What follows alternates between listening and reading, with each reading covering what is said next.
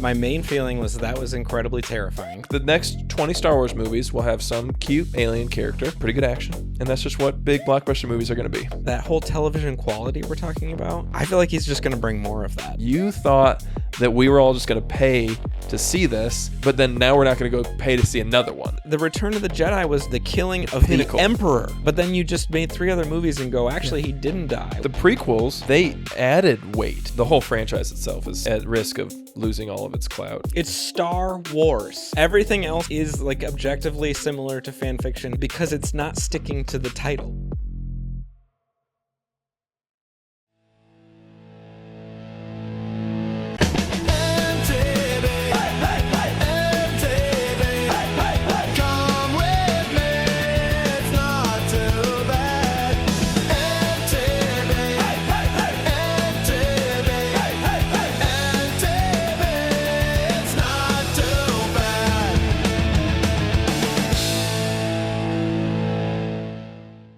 All right, let's get into it. Let's do it. We talking Mando? Yes. So, I took the kids. I invited you. You showed up and got a seat. They got a seat somewhere else. I regretted bringing the kids. Yeah, that was it is interesting the way it was advertised. Did it seem to me like it would be like this would be one of the more kid-friendly Star Wars things. Yeah. And it was certainly not. So what were like your lasting, we saw it a week ago, so like what are like lasting impressions? Because I feel like for me, when I see something and a week goes by, it's like only, like 3 things have remained in my mind.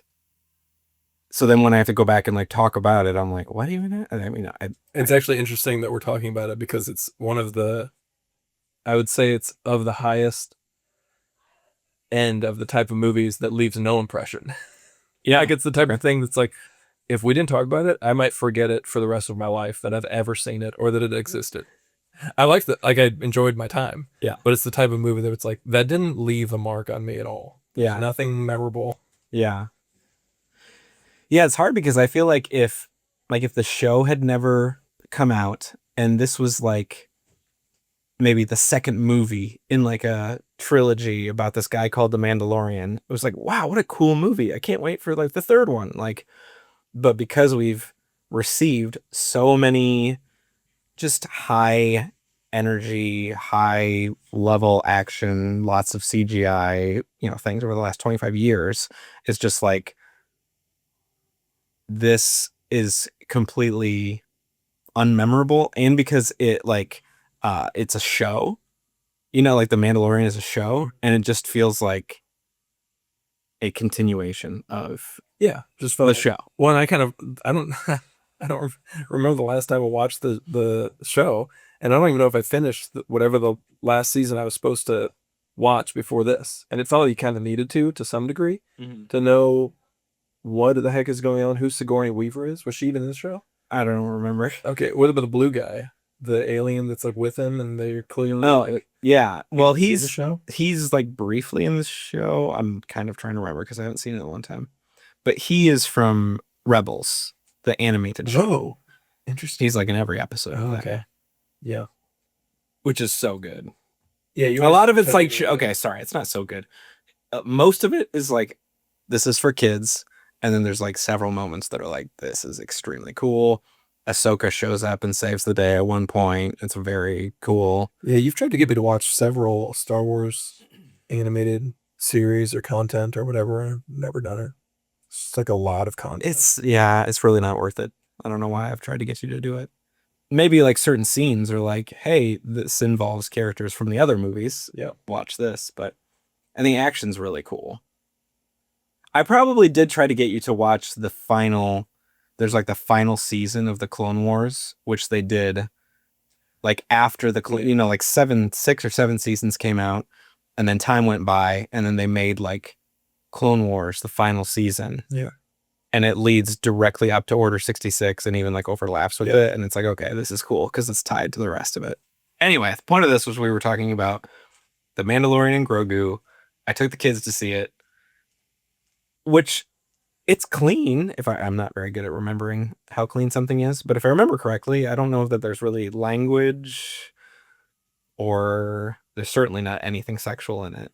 But it's it's pretty terrifying. There's a lot of jump scares with like Yeah. really like more monster type aliens rather than Yeah. Star Warsy normal aliens. Hmm. Yeah, and it was interesting because when Din Djarin, I don't know what's called him, Mando, that's his name. That's his name, Din Djarin. I Yeah. don't know. When he Pedro.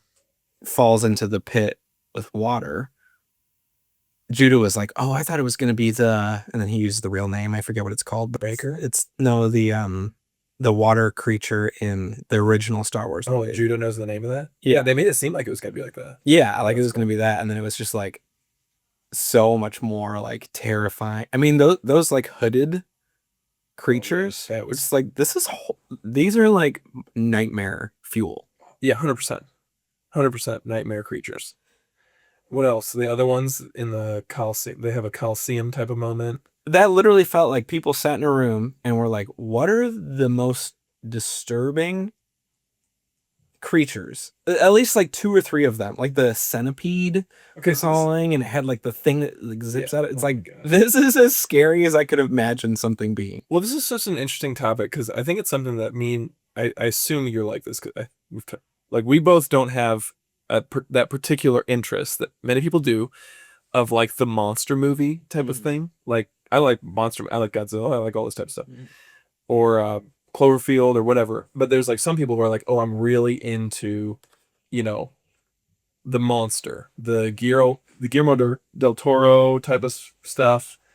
And as a kid, like or back in the 70s and 80s and even 90s, it seemed like there was children's movies that had more horror elements. Like we were just talking to our buddy Brandon with the Page Master. Yeah. Or like even like Gremlins Yeah. was made for Yeah. like kids. Isn't the Goonies kind of scary? Yeah, it's got Yeah. a little bit scary. And there's other kids movies that are just like I mean, the Black Cauldron, like even the Disney movies that came out at the time were Yep. like, this is no, pretty and Snow White, the or well, that's Sleeping in the Beauty. 30s, but yeah.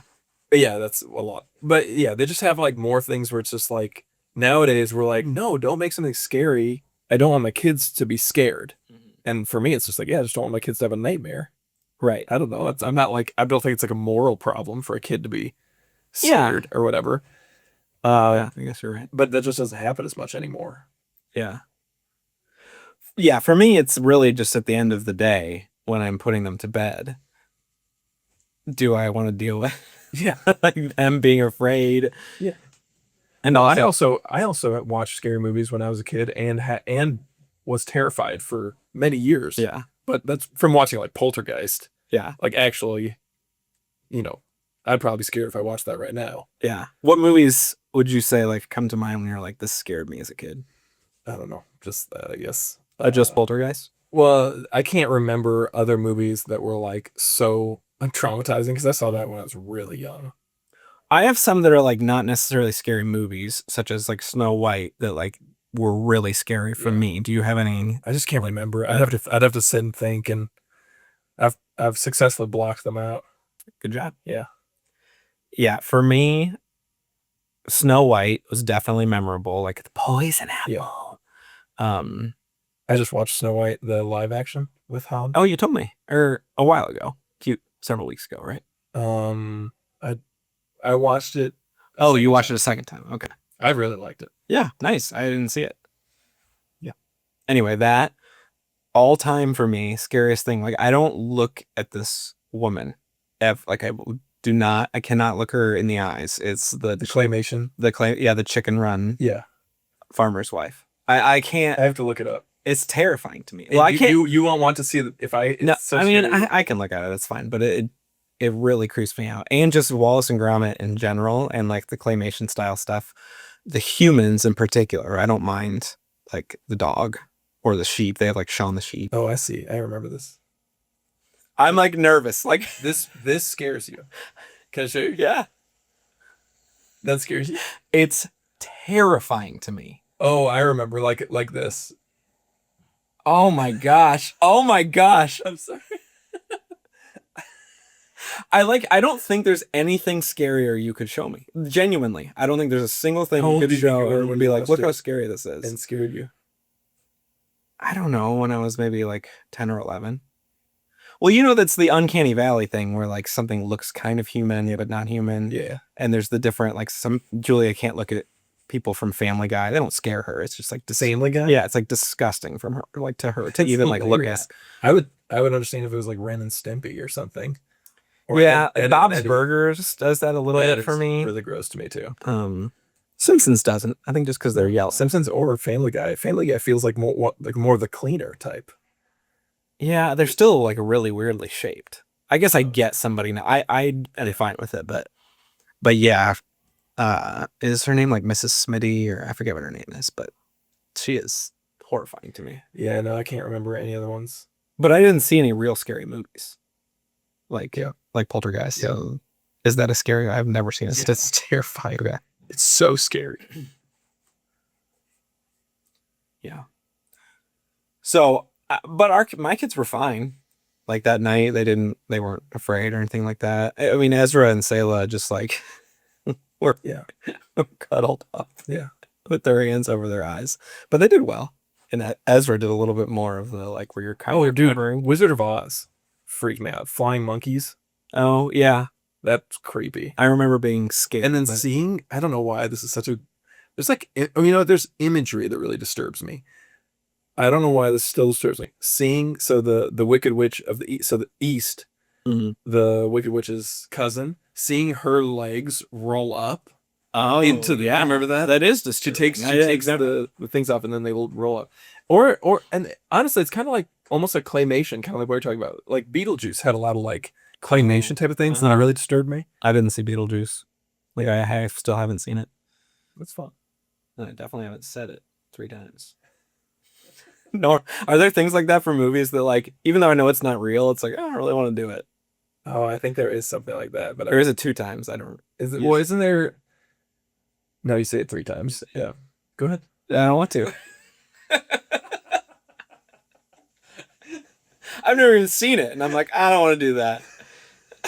I don't want Beetlejuice. Michael Keaton. Michael Keaton shows up, not in Beetlejuice outfit. He's just like, so, what am I doing here? Oh, man. I'm like, oh, just say it. And I don't know. I can't get my brain to do it. I'm kind of with you. Well, you can go ahead. I'm not superstitious. I'm a little stitious. Yeah. No, I'm not gonna say it. What the new one was pretty good. New Beatles. Okay, so we're on a huge rabbit trail because I went off on Snow White, and you were talking about. We were just talking about how scary the movie is. Like to me, it was like there are many moments in here that if I was watching a horror movie, I would feel very similar to what I do right now. Like when he finds is it Grogu? No, it's when Mando finds the ship and more of those hooded creatures are in there. They come out. Yeah, it was like super terrifying. You just did this to make a bunch of jump scare. Like there's no reason these creatures would be here at all. Yeah. I didn't think that the snake was that scary. Like I was really afraid of the rancor as a kid. Yeah. When Luke falls down in the monster. And I felt like that is considerably scarier than this was. Okay, this is a little Star Wars nerdy fact that all right. just to go off of what you were saying, where you mean a nerdy fact? Where you're saying I'm actually nerd. Somebody will have to fact check me, but it's like you're saying that they're like, oh, what are the scariest creatures we can create? For the Colosseum scene, I'm pretty sure that whole thing is based off of the in the first Star Wars. You know when Chewbacca and C-3PO maybe are playing the board game, the hologram board game in the ship, and it's like kind of checkered, but it's circular. Mm-hmm. I think those creatures were maybe some of them at least, maybe all of them were exactly like that. Those were the creatures from that board game. Really? Yeah. I don't know why I feel like that's not the case. I can think of, and I know one of them is. It's the one. Yeah, I know one of them is. I'm just gonna fact check you now. Yeah, do it. And even the Colosseum itself had the checker pattern that was like that. So maybe not all the creatures, but some of them. No, they are different creatures. What? ChatGPT said that? I said, are the creatures in Attack of Clones the chess creatures? No, not Attack of the Clones. No. In this movie. In Mando. Oh. Ah, I see. Didn't you talk about Attack of the Clones? The arena? Well, no, the Coliseum that In the is Coliseum. in this one. Mando. Yes. Isn't that It's an arena, probably. Well, I'm not trying to get on you. I'm just yes, I think you're right. So let's see. Yes. They are the creatures. But I feel like they made them as terrifying as they could be. They definitely did. Yeah. When they broke out and started like terrorizing the city, Yeah. I kept thinking like someone's gonna stop them. I don't know, like maybe like the pure terror. Yeah, I was just like, oh no, they're still out there. And it showed like multiple people being terrified, screaming, and a little baby. There was like a little baby that hardly got saved. But yeah. It's like, what the heck? It's like there's definitely a baby on that train. Oh my gosh. Yeah, that was weird. Yeah. That was cool. Okay, that brings up Jabba the Hutt's Jabba the Hutt's Jabba the Hutt's. He was Jabba the Hutt's. Jabba the Hutt's son, Rada, or is it Rhoda? It's Rada. I think it was Rada. Rada the Hutt, which was voiced, I didn't know this, but by Jeremy Allen White. I don't know who that is. He's the main character in The Bear. Oh, interesting. You know who that is? He's got the curly hair. Yeah. Yeah. That's fun. Yeah, I know. It was so weird when he started speaking English and like kind of like a young kid. I don't know. It's just like weird to hear any of the Hutts speaking in English. Like, I don't know, man. Like, I want to be my own man. Yeah. I was like, you're a big old slug alien. What are you're not a man. You're not a person. Yeah, he kept saying, I'm my own man. I don't know. It just felt. It was hard for me to grasp. I don't want to be speciesist here, but I'm my own slug. I wish he would have said that. Or what? Do you know what race or Hutt species those are called? Like the Hutts? Oh, You're a nerd. You used to know, I'm sure. yeah. I used to know. Jabba the Hutt's alien race. Let's see. He belongs to the Hutt species. That's what I was thinking. But then when you said that, I was like, wait, maybe that is like just their name. I was gonna ask you what you thought about Rada the Hutt and like speaking English and just being like, oh no, like almost like an emo kid. Yeah, he was. Yeah. Honestly, my expectations. This gets into like my broader feeling about this movie is that it just felt like it was halfway between a TV show and a movie, and so my expectations were just rock bottom, and so I just had a lot of grace for a lot of these types of things. Like I could just hyper critique it if my expectations were higher. Yeah. They just weren't. I just was, and I just feel like that's what they were trying to give you too. They weren't, and I actually appreciate it. They were just like, yeah, we're gonna give you a lot of action. We're gonna give you some big, stunts and CGI stuff and some cool stuff, and then that's that. So when it got to like his the Mandalorian and Grogu themselves have like no character depth. Like his character is that he has no character depth. He's like, I'm not gonna talk. My weapons are my religion, and then that's it. And then Grogu's a baby. Well, his only character depth is like this journey to becoming some sort of father figure to Grogu. But it's just extremely minimal. Yeah, so it's like, well, will he sacrifice himself to save the kid? Yeah, we already know. Yes. Yeah, it's as much character depth as what the whole thing's trying to be, which is like a serial TV western. When you would turn on, I don't know, Gunsmoke. I don't know any of these shows where it's like good guy beats the bad guy, and then the character depth is actually in the other characters of that show, where it's like, oh, the town widower, and then she's got a little bit of a backstory, or he's got a little bit of a backstory, same thing with this. It was like, oh, Rada's got he's got it. He's going through his like little up and down, and that's interesting. So this was the first. What did you think? I want to hear just about the movie. No, about Rada. Rada. About the movie about Rada. I definitely thought it was weird. Like once he started talking, I was like, I also, when I see movies with you and something kind of weird pops up, I think, I wonder what Tyler's thinking right now. And even though you weren't next to me, or especially because you weren't next to me, you were like, I looked over to see if I looked over a few different times and I was like, oh, what if they like both looked at the same time? That never happened. That's cute. Across the whole theater. You're like on the other side. Like some of the crazy horror parts, that's when I looked over because I was curious if your kids were like, I was like, oh wow. I mean, Sayla was just turning over with her face in the chair, you know. And I was doing this to Ezzy, and he just kept moving my hand. But then he would turn away, and then he'd look. No, I definitely when Rada came on and he started speaking English, I was like, this is a weird choice. Like, when someone makes a weird choice in a movie, it's like, it just takes me out of the movie because we've never seen this before. And I have to go, oh, that's interesting. A Hutt is like speaking English and kind of showing some humanity. Is that weird? Like, I have to think about, is it weird? And then I'm kind of like assessing that as it goes on. So I'm not in the movie anymore. It like puts me in critic mode. So I feel like that in some ways is just objectively kind of bad. Like, that was a big. Well, I shouldn't say that's objectively bad. That's not true. I see why they did it though. It was just it was gonna be tough for them to have him speak in Huttese.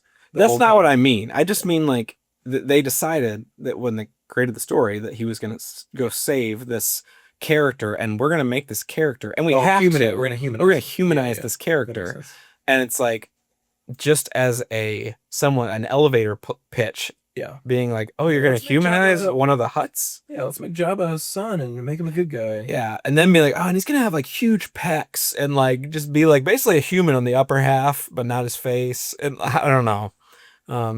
It was as dumb as it. Okay, as dumb as it seemed to me ahead of time. It's like, what is he gonna like fight?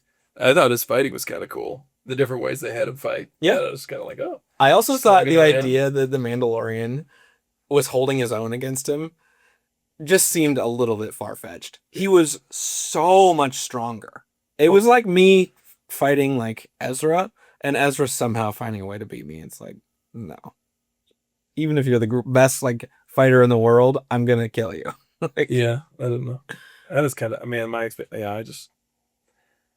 was just taking it all in. It was giving it to you. Honestly, this is the first thing I like wrote down when I was like processing my thoughts.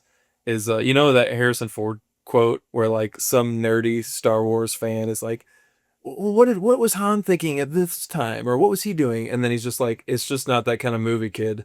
I don't know if that's him talking about Indiana Jones or Star Wars or what. And it's like, this was just the ultimate of like, they just leaned into that. They were just from the very beginning of the movie. It was just like, I literally said that to myself. It's like, it's just not that kind of movie. Yeah. Oh, he's gonna beat everybody. It's not going to make any sense. Yeah.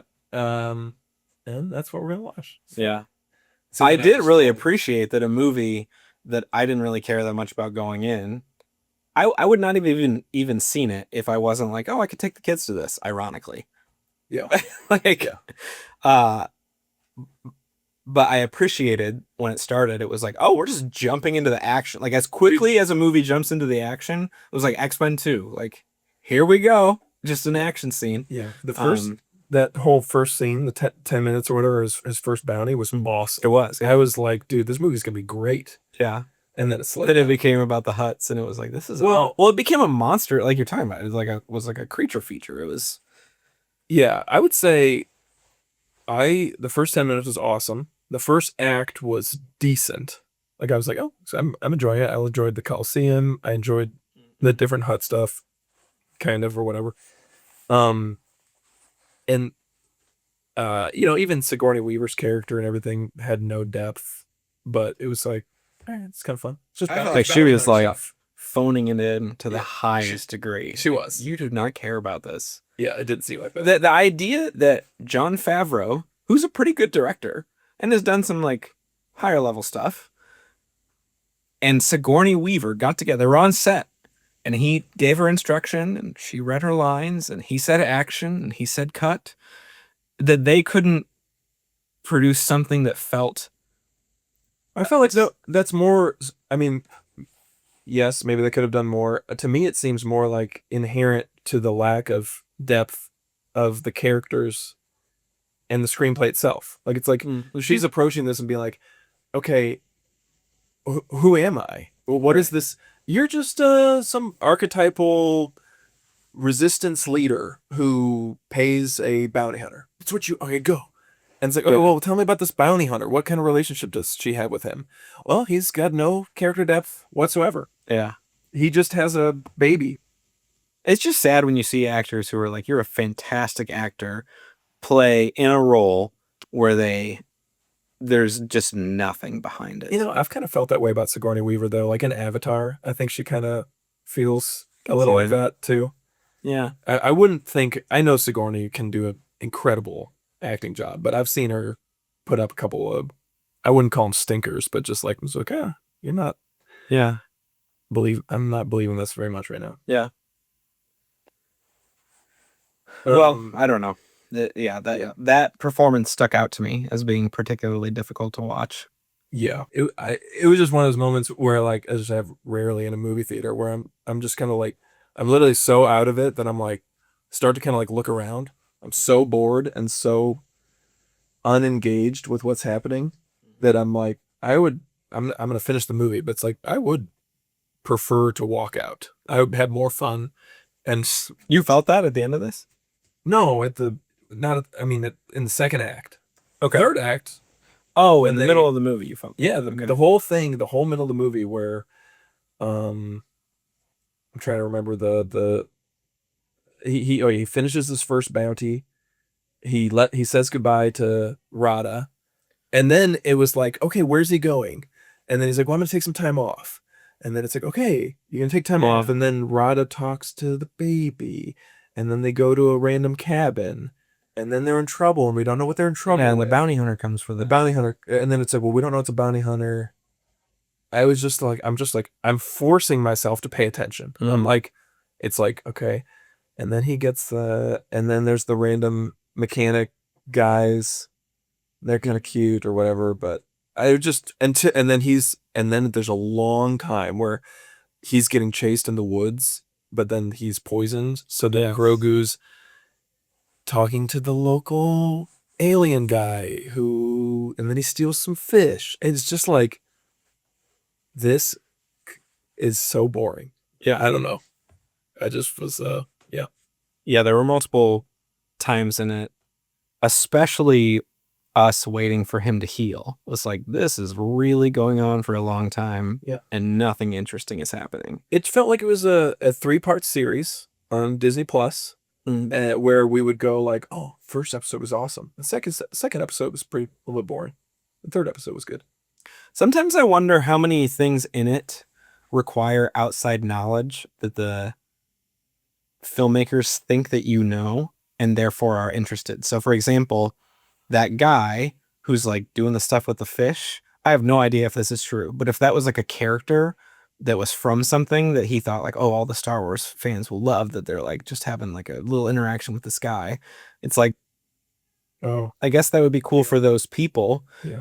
That's the same thing. I say that because the bounty hunter, I'm pretty sure he's from the animated films. And so some people probably were like, oh, cool. Or like when I saw his hat, it's either him or some other characters dressed like that in the show, and so I know in the Clone Wars show. Okay. So I knew it was a bounty hunter right away, and I think a lot of people who are like Star Wars fans would have known that. But I just think a lot happened where it's like nothing is happening here, and that particular character who's at the swamp and doing stuff with the fish, it was like, this means nothing. Well, it was so interesting because it was like, oh, and he's gonna go up. Oh, okay, look, I wonder what's gonna happen. Grogu's gonna go up there, and then he's like, oh, and then he went, and then he got a fish, and then he left. And then it was like, what happened? And then it's like, oh, he's gonna go back. And it was just like, I literally was like, oh my gosh, dude, what is happening? I can't like. And then it was just like, oh, a little bit of wisdom he gave or something. Did he? I don't know. I don't remember what happened at all. I know that the bounty hunter showed up. Yeah. And then he hid, and then the bounty hunter had his like one little, like not even an arc, but just like a discovery of like, oh, he likes him. He said, I don't remember. He stopped the dog somehow. Yeah. Well, he said, "Get away from my fish." And he does. Not the hero. He was a hero. Well, and then it was just interesting because you could tell that the movie was trying to get you to be like, what are they gonna do? Like, are they gonna go? Are they gonna like leave Rod of the Hutt behind to be tormented for centuries? And it's like, oh, I wonder what they're gonna do. And they like spent a while of like, what are we gonna do? And it's just like, we know what you're gonna do. Like, come on, and just go save him. Yes. So, and then when they saved it, I thought it was kind of fun. It's the big battle robot things that he had to fight. That was super fun. But there was no deliberation, right? They just went and saved. It was just like, well, it was kind of like I think once he, or maybe there wasn't as much deliberation. I just thought that the movie was kind of getting you to be like, what's next? Maybe there was a moment where they decided to go or not save him. There might be. Well, it didn't feel powerful. Oh, okay, yeah. Probably because it was like, duh, they're going to go save him. Otherwise, this movie's just over. Yeah. I was trying to remember if there was like a show, a scenario that was like this, where it was like, oh yeah, I know that there are movies that are going to come out and then they create shows leading up to those movies. Like Marvel's done that, where it's like the show is secondary. The movie is the thing that we're looking forward to. And then there's like, or a spin-off show like Hawkeye, is a spin-off kind of, but it's like where it's like, oh, here's the show. And then we're just making this a movie event. That's the capstone to the show. What other things have been like that? I know that I don't know. Is this the capstone to the show, or are they just going to make more and they just wanted to have a movie? Well, either way, that too, that's interesting. Yeah. It's its own thing. I don't know. It's just really unique. The whole thing feels really unique. It really felt like, you know how they did The Chosen and they just put it in theaters? Mm-hmm. You could like, we could watch the series in theaters. Yeah. That's how it felt. This whole thing. It was like, I could watch the next Mandalorian 3 episodes in theaters. Right. And that's what I felt like I was doing. And it was fun. Yeah. And I was glad. I'm like, my critique of it is like, I'm totally fine with studios putting out fun, action, adventure, brainless content in the movie theater. I enjoy that experience. Yeah. I prefer that to trying to make everything super dramatic and it doesn't, it falls short. I want great movies, obviously would be the first preference. But if it's like, let's just make Star Wars content and we're not going to do anything that's going to like make everyone mad that we've ruined the whole series because it's just an offshoot. And it's in Star Wars universe, and it's just badass gunslinger. Yeah, that's fun. It's great. I'm happy about it. What was your overall take? Just on the movie as a whole? Yeah. I felt like I enjoyed it a lot more than I expected. My main feeling was that was incredibly terrifying, mainly because I was next to 2 humans who were like turned, into their seat. I was thinking, I hope that they don't. I hope that they can sleep and that they don't tell Julia how scared they were.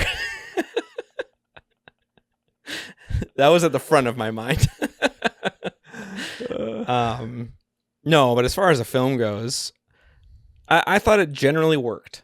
I thought that, yes, it was boring at times in the middle, but the action really worked for me, and that's really kind of what I want to see with Mando. Is I want to see him fighting as the Mandalorian, and I felt like he was cool. You know what he was kind of like is when we watched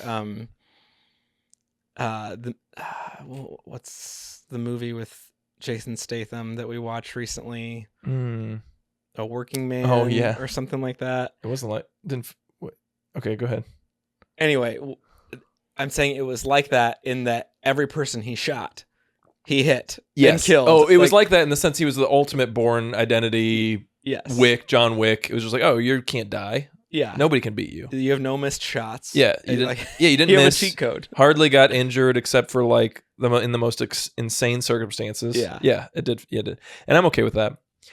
Okay. Like the idea that he fought off that giant snake Yeah. is absurd. Yeah, it's crazy. It's like, I mean, Luke defeating like the Rancor is like, okay, he at least found kind of like a way to stall it, Yeah, he's got the force. and then escaped. Yeah. But like Din Djarin, didn't he kill it? Or no, I think he escaped and then he. Yes, he did just escape. Yeah, he escaped. Yeah, because Grogu and those guys came. Yeah, but he was like hurting it. Yeah, it was interesting. Anyway. Okay, here's a little bit of an offshoot about this. I feel like Star Wars, and obviously it's all Disney, so it's like Marvel. It really feels like Disney as a whole, and maybe just production companies in general, are really just getting the template down of like, oh yeah, like I'll say specifically Star Wars because it feels so clear. It's like, all right, you guys are really getting your cute factor in. You like know how to do that, and like a couple of your jokes, you're getting your jokes in there. You're getting your action. Like it seems like you're like really dialing in of what a blockbuster film needs, and then just like, oh, let's just do that. And I'm curious if that's, well, first I'm curious if you agree that they're like seeming to like just really have that dialed in, and the second, is that something that you are okay with,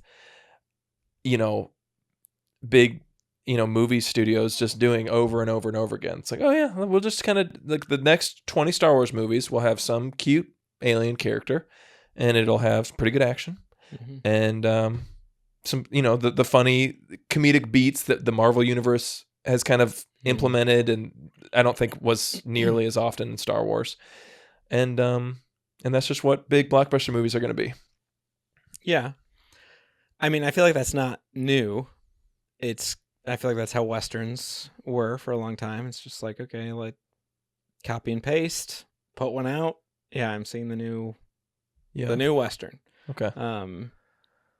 And these big CGI heavy blockbusters, which have been around for the last 25 years, really, they have started to just come out so often. There's so many of them every year. I guess I think they're just dialing it in. I don't know. Maybe I'm wrong. Maybe they've just it's not that they haven't been attempting to make the template. It's been that they've like almost, it feels even more like this movie specifically, more than anything, felt like it was this was a template. Like truly, it didn't feel like the fact that Jon Favreau wrote it and directed it just is kind of like, oh, I think you could do better, but maybe you're just like, yeah, I'm just gonna make a good blockbuster. That's fine. But he did make Iron Man 2, which is terrible. Yeah. But he made Iron Man 1, which is awesome. Yeah. He's a good blockbuster. That's an incredibly difficult skill to put out great blockbusters. But it did feel like this one could be like, No Name could have done this. This is just really templated. I don't know. That's how it felt to me. No, I agree. It definitely. Well, it's hard when what you talked about. It's like this is coming off of a series, so there's already a feel to it. The characters have all this background, and you're now making a movie that the series didn't lead up to. Like, it's not really part of that story at all. It's just like, here's a new adventure for him. Wasn't that most of what the series kind of was? It was very like, this episode is a new adventure, and and it was just like loosely tied together. I think maybe. I forget. I mean, it came out a long time ago. But no, I mean, it's pretty rare that you see a new Marvel or Star Wars style blockbuster that you're like, that was unique, and that like really pushed the boundaries here or there. Well, it's more about like the scenes that take place within that. Like, how did they do creating drama and suspense within the scenes of that movie? And I feel like that's where the direction comes in, where the acting comes in. Because I felt, for instance, like Fantastic Four this past summer was like, this is pretty straightforward. The story's pretty straightforward. I mean, it had kind of like the pace, the the feel of an MCU movie, but then there were scenes in it that at least for me Scenes were like, and this themes. is so cool. Yeah. Like when she was giving birth and they're Yeah. traveling at light speed Yeah. and trying to like Yeah, that's right. shoot Silver Surfer. It was like, Yeah. you nailed this. Yeah, and so novel, truly. Mhm. And the themes, I mean, it's not that like family and isn't like a novel theme, but in that, I don't know, in that Marvel sci-fi context, it Mhm. kind of was. And I would say the same for Andor. I just think that, okay, what I'm curious, do you know how the Mando and Grogu is doing blockbuster wise? It did not do well. It was the lowest opening Star Wars film ever. That's interesting. Because I mean, I would pay to go see Andor movie in well, I mean that's Rogue One, but way faster than this. I mean, it's so unique and so, I don't know what it's the opposite of what we're talking about. Templated. Let's praise Andor. Yeah. Actually, we should take a whole episode. One of these. Maybe I times should finish it and just you finish Yeah. it, and then we just praise it because I think it's the greatest content, like Star Wars content. Well, you've said that it's the best. It's TV the best. series It's the best content TV series I've ever watched. I mean, you haven't finished season 2 yet, but when you get to the end, so season 2 is like basically 4 movies. The first 3 episodes happen. A year goes by. The next 3 episodes, a year goes by, and then the last 3 episodes are like just. But it's like we talked about with One Battle After Another. It's like they just push, and push, and push, and it's just like, and it all builds up to A New Hope, or actually build up to Rogue One. Yeah. However, I bet Andor would totally flop in theaters. I bet it would not do well at all. I think if they did a movie like right now after the show. Yeah. Is that what you're saying? Yeah. Which is Rogue One. I think Mandalorian and Grogu, they were just like, I think because Baby Yoda was so popular, right? Mm-hmm. And I think that's what they're hoping. They were just like, oh yeah, we'll probably do well with, I saw someone say that they didn't market well at all because they should have been putting like Grogu everywhere. Yeah. And I don't know that they didn't. I didn't see a lot about this movie. I think every time I saw a trailer for it, I was like, oh, TV show movie. That like went through my head every time of like, eh. Yeah, but this is what I'm trying to get to is what other thing is like that? Is there ever I know that there is. There's Sex and the City movies. Yeah. Oh, El Camino, which was a Breaking Bad movie. Do you remember that? Did you see Breaking Bad? I didn't finish it. Okay. I didn't like Breaking Bad nearly as much as you or others. No, I didn't like it that much either. So you're talking about others. But the whole show finished, and then they came out with a movie several years later. I had no idea. And the movie was good. Did it do well? I have no idea. Downton Abbey. Oh yeah, came out this past year. That has several, doesn't it? I don't know. Maybe. And then it talks about like other movies that are based off of shows, like Mission Impossible, the series. Yeah, is that's based off the show. different though. Star Trek is based off the show, obviously. 21 Jump Street. Oh my gosh, that movie's so funny. I've seen some of it with Channing Tatum and Jonah Hill. Mm-hmm. Yeah, yeah, it's very funny. Not recommending. This is interesting. I felt like they were really leaning on all these different like archetypes. I mean, I don't know. It felt just like this show is very like Western. Like Rada's like the new kid in the gang, and they're like, "Oh, I kind of like this kid," and I don't know, it just kind of was like, yeah, just kind of, I don't know. We talk about this sometimes where it's like, if I feel like I could have written it, which obviously it just was like, I don't feel like I'm that great of a writer or anything. It's like I felt like I could have written it. Like, yeah, like there's no depth to the character itself. You're trying to tell us, the audience, that there is depth. Like, does that make sense? Yeah. It's trying to like impose like, oh, Sigourney Weaver is this type of character. And it's like, you're not showing me any depth. You're just implying that there is more depth to their relationship. Mm-hmm. And I'm not getting to interact and watch that at all. Yeah. And same with the blue alien character. It's like, oh, Mando and him clearly have been doing things together. I don't know. Yeah. But I don't know. Am I making sense? Yeah, you are. I'm not getting to see that. I'm just being told like, oh, this is the depth that they've got all this character backstory that I'm not getting to engage with. It almost felt elements of it, and I think this is true with some of the MCU movies and just other similar kind of like big blockbusters, is there's an element of it that it feels like almost like a kid's TV show where things happen that you're like, a kid would like that. So this is a good example. Sigourney Weaver, she's barely in the movie at all. He goes back and sees her a few times. And then at the end, when all the X-Wings are coming, she's flying the X-Wing. Which it's like, I didn't get the sense that she was one of the X-Wing pilots. It seemed like she was kind of like in charge. Yeah, she was like... But you think that like the viewer is going to go, oh yeah, here she comes. And I feel like they do that in kids' movies. And kids like it. Because they're like, yay, I saw that person, they're back. Yeah. And it's like, that made no sense at all. Like you weren't sticking to her character in it. Yeah. Well, I guess that's the thing that's like half a critique and half a like I just got into that mode. Yeah. So I was just kind of like, okay, if this was a different type of movie, I probably would have been annoyed with that. But I knew what type of movie it was from the get-go, and I was like, cool. There she is. She's saving them. Here she comes. I don't know. Yeah.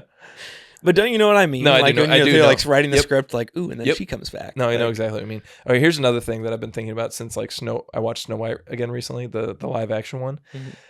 And I'm not like you are. I don't know a ton about lighting and cinematography the way you do, but I can just tell when I'm like, they didn't do a great job. They did a good enough job for a TV show. That's what this feels like. Mm-hmm. And it's TV, it's like, and I felt like that sometimes, like when he was talking to Sigourney Weaver, some of the times they were just like, it was just like, there's not enough going on in the scene, or the lighting is weird. I don't know. I can't tell what it is. Maybe I was like, I can tell that you're on green screen. But that thing I don't care about, other than that, like, it does take me out of the movie. Mm-hmm. I don't know if you felt that with Mando and Grogu, but Snow White had it too, where they were all like singing and dancing, and it was like, this feels like you're on a theater stage. Yeah, it feels lit for that, and even the sound and everything. It's like, and that's it's almost fine. Like airbrushed, kind of. I don't know. Almost like what it's that AI would look generated. Like. Yeah, something like that. Yeah, and it's just like, I don't know. A great cinematographer does something that makes me be like, I am in this world. Mm-hmm. But I just didn't get that. Yeah. I definitely see. I didn't watch Snow White, but I saw the trailer. That's how I also felt very much about like Aladdin. Yeah, definitely. It's just like it's not technically high key lighting, but it's just very kind of like overall bright. There's not a lot of contrast, and it feels very fake. And it's very colorful. And this is going back to like our video teacher in high school, but like there's not a lot of close-ups. It just kind of feels like I'm like, oh, I'm watching. No, you say this and you say this, and I'm not like being brought into the to the moment. I don't know. Yeah, I did feel the action scenes I thought were done. I was totally in. I will say that the critics' Rotten Tomato score is like 90% or 89 or 90%. So people did like it. And I guess before we move on, I would ask, what would you say, would you give it a fresh or a rotten? Yeah. You give it a fresh. Yeah, definitely. I would too. Yeah. It was like, I enjoyed myself a lot. Yeah, I'm glad I saw it in theaters. So fun. If I didn't see it in theaters, I would never have watched it. No, I don't want to watch that. Not on a big screen. I would, if I saw it, I would turn off on the second act. I'd turn the TV off. That's for sure. All right. What do you think that Star Wars should do next? Because this was like the last movie that came out was 2019, which was awful, which was The Rise of Skywalker. That was 2019? Yeah, 2019. Oh my gosh. And so it's been 7 years, and then Star Wars comes out and does Mandalorian and Grogu. Like, to me, that seems like such a bizarre. I think they rightly took some time and I think so, are too. like, okay, we need to figure out and not mess this up again, because if they do mess it up again, like another trilogy, the whole franchise itself is at risk of losing all of its clout. And so David Filoni following. took over for Kathleen Kennedy recently. And I'm very, very, very disappointed in what Kathleen Kennedy did with Star Wars. I think she made a lot of terrible decisions. I hate the sequels. Just Well, so everybody knows where I'm coming from. She produced Mando, though. I saw her on it. Oh, did she? Yeah. Okay. Well, even so, as far as the decisions of where are we going to take Star Wars. Anyway, a lot of people are really excited that Dave Filoni is taking over. And he was the brainchild behind... Filoni was also on this. Yeah. Yeah. Uh-huh. And I think he wrote it with... Probably. Yeah, he wrote it with Favreau. I saw the credits. So he's like the creator of the Clone Wars series. Okay, can I pause? One more. Scorsese was in this. Yes. Scorsese was, and I had to look it up later. He was. You did? Yeah. Did you know who he was? From, yeah. I had no idea. I was like, wait, where was Scorsese? I was trying to think in my mind. I thought maybe he was one of the Hut leaders. Or something, because it has to do with gangs, and he was the. You didn't recognize his voice? No, not at all. I think if I was. Yeah, but it's a weird context to. It was such a weird character to be like, let's have Scorsese play this guy. Yeah. I don't know. I feel like I saw him as a voice actor in something else recently, and like he's kind of. He just does that, like Werner Herzog. He's got a good voice. I'll just go do something. Okay. Mm-hmm. Sorry to cut you off. It did make me chuckle though, because he had that whole like controversy where he said that like the MCU movies weren't really films. Oh yeah. Or something like that, and they were like carnival rides. Yeah. Then he's just in like the most carnival ridey of Star Wars movies. Yeah, seriously, that's ever been made. Yeah, that is crazy. But what was I? Filoni's taking over for Kennedy. People are excited about that. But he also was like behind the Ahsoka series. I don't know if can you give me some backstory on him?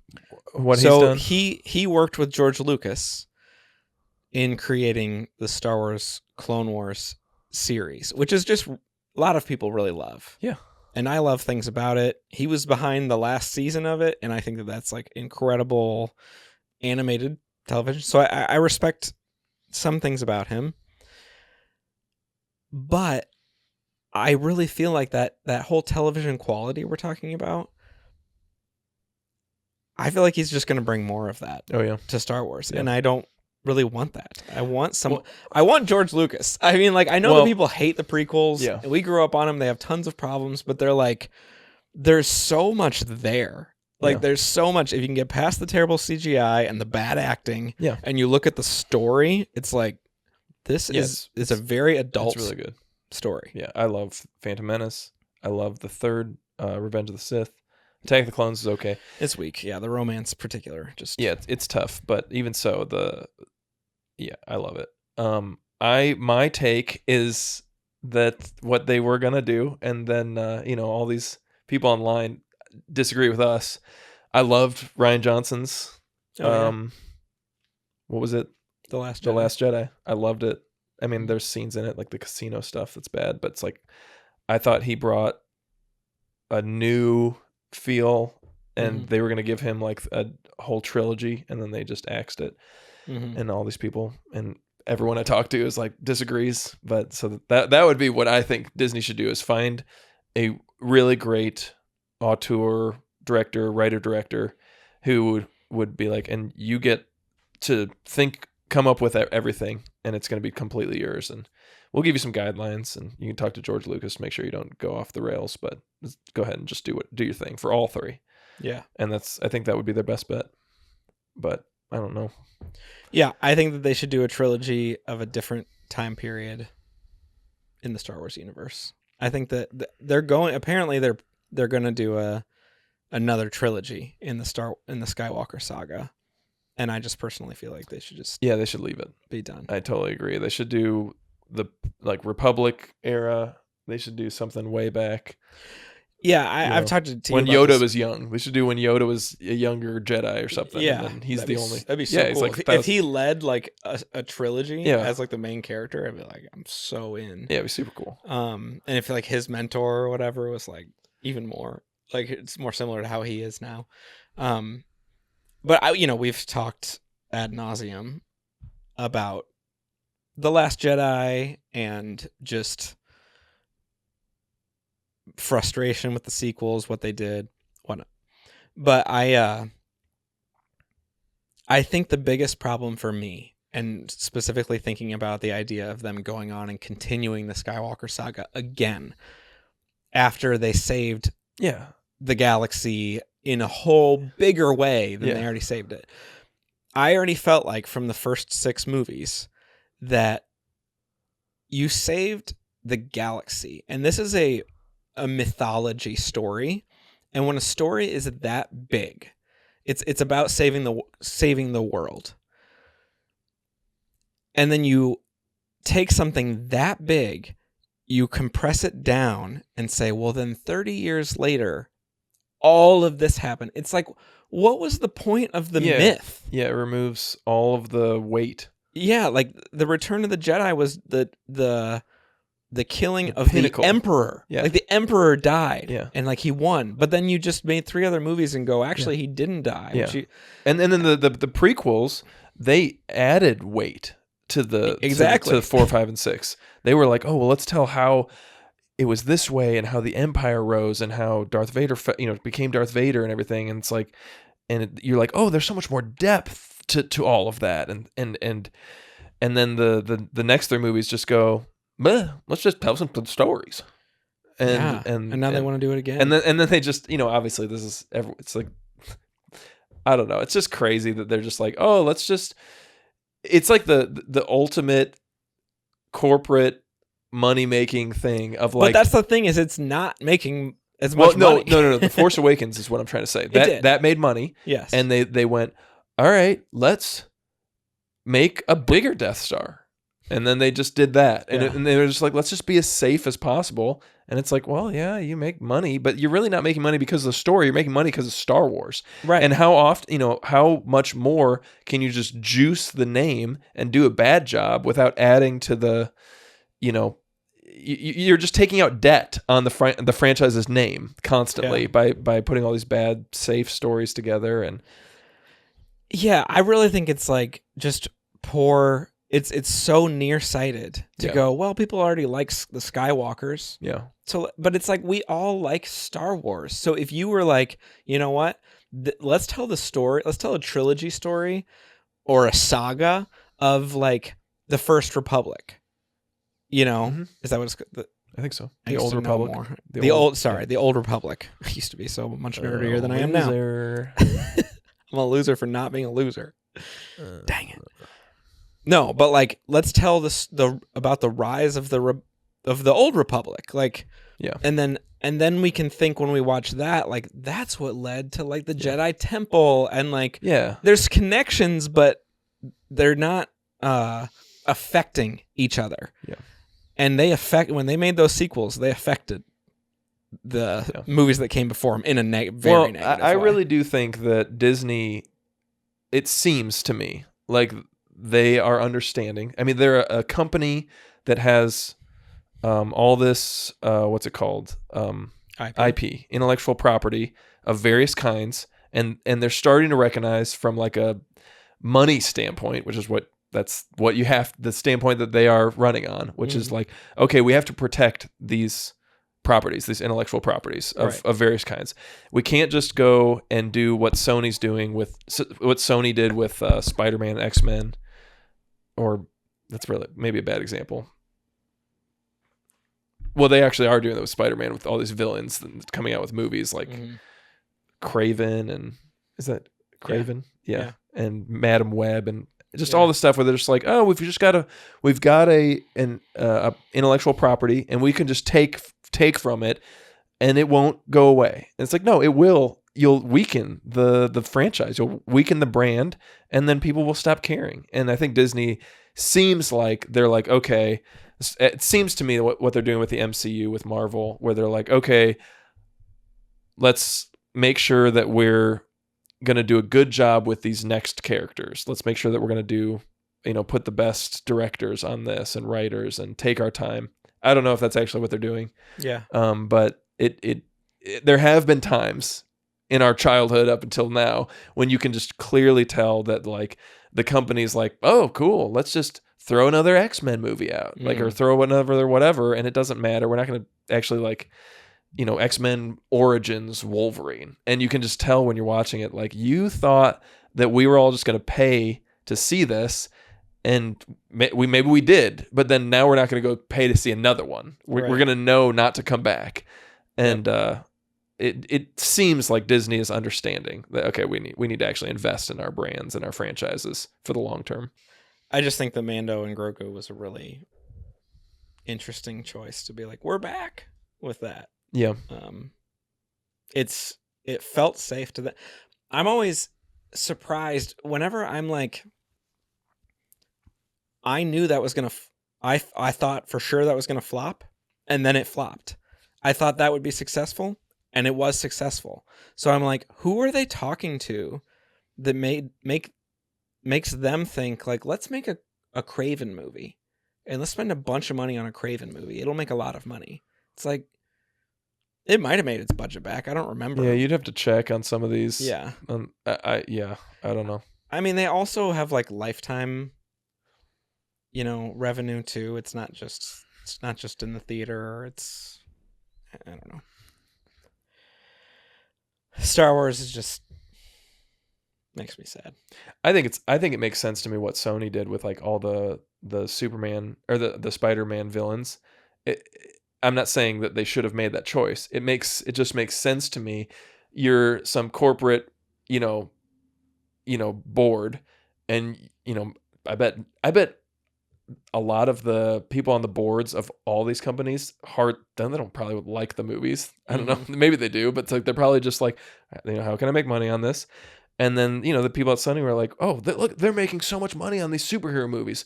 What superhero do we have? Spider-Man. What can we do? We have to do something. Let's do something. Mm-hmm. And then it's like, okay, well, yes, we have to do something. Well, what can we do? We can't. Okay, what are the next best Spider-Man, entities? Yeah. Okay, it's the Spider-Man villains, and then you just go through the list, and so it makes sense to me why they're making the choices. Yeah. But it's like, no, you need somebody like giving the keys to Dave Filoni or whoever, that Disney's doing, where they're like, okay, you take care of taking care of this entire brand, and you'll make all the decisions. We're not going to leave that to, the money guys. Thinking about all the Star Wars movies, I'm curious how you would rank the films. So you've got 1 through 9. You've got Rogue One. You've got Solo, a Star Wars story. And you have Mando and Grogu. You want me to just rank them right now? Yeah, I'm curious how you would rank them. 5, 1, 6. 1? Sorry. 5. Say the name of them. 5. Okay. Empire Strikes Back. Mm-hmm. Original Star Wars. New Hope. Mm-hmm. 6. Return of the Jedi. 1. Phantom Menace. 3.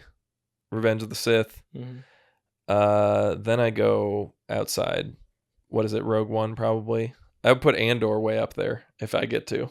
But Well, that's TV series. Yeah. What are the other ones outside? Rogue One, Solo. Oh my gosh, Solo Mando is and so Grogu. bad. Okay, so then I would do The Last Jedi, the number 7, Okay. and then Rogue One, and then number 2, Attack of the Clones, Okay. and then I don't know, they're all just shite after that to Yeah. me. Force Awakens is okay, fine to watch. Yeah, Force Awakens has some cool moments. All right, do yours or do it, or just tweak mine, whatever you want to do. Yeah. All right, let me see if I can guess yours. 6. Yeah, Return of the Return Jedi. of the Jedi. For Empire after that, number 5, or is it 4? Is it the first one, Star Wars? I go Empire. Okay, Empire. So it's 6, 5, 4. Actually, it's not Empire, or it's not. Okay, 5 just or give 4. Okay, I would go Return of the Jedi, Revenge of the Sith, Oh, I And forgot you really love Revenge of the Sith. and these are not me being like they're incredible movies. It's just literally me pure enjoy, like Yeah. what I enjoy. I Yes. enjoy that movie so much. And then I'd probably go Empire. I'd probably go Phantom Menace. Hey, did we watch Revenge of the Sith together when it was in theaters? Yeah, we did. Oh, that's the one where is that the one that I was watching when I took that girl? No, I think it was. And she's like, "Ooh, droids." And I was such a Star Wars it nerd was, and I was like, I'm pretty sure it was Attack of the Clones because we saw, unless we saw Revenge of the Sith twice, because I know the first time we saw it, I remember we were with like all of our friends and like my dad was there, Tim Trimble was there. Oh, okay. Like, Yeah. But Attack of the Clones, I think we saw. Yeah, I don't remember. Anyway, she was not into the droids, and I was like, "Get out of here! You gotta love droids if you're gonna be with this guy." A qualification you did not maintain, I assume. Is that still... I should maintain that. That should be top tier. What does Julia think about droids? Oh, loves droids. Good. Well, she's against them, but...